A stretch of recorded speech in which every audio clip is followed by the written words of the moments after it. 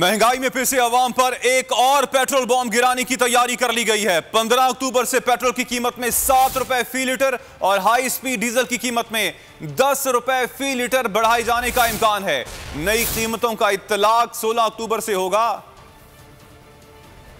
महंगाई होगी महीने में एक नहीं 2 बार, सरकार फिर पेट्रोल बम गिराने को तैयार।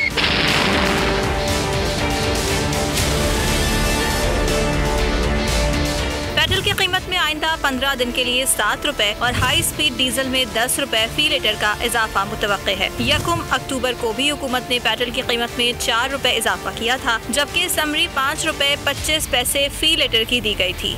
कीमतों में इजाफे के बाद पेट्रोल 127 रुपए 30 पैसे फी लीटर हो गया, जबकि हाई स्पीड डीजल 122 रुपए 40 पैसे पर फरोख्त हो रहा है। वजीर खजाना शौकत तरीन ने कहा था, खित्ते के मुकाबले में पेट्रोल की कीमतें पाकिस्तान में कम है। पेट्रोलियम मसनूआत की कीमतें कम बढ़ाने से हुकूमत को 2 अरब रुपए का नुकसान हुआ। सब्सक्राइब करें और बेल दबाएं ताकि कोई खबर रह न जाए।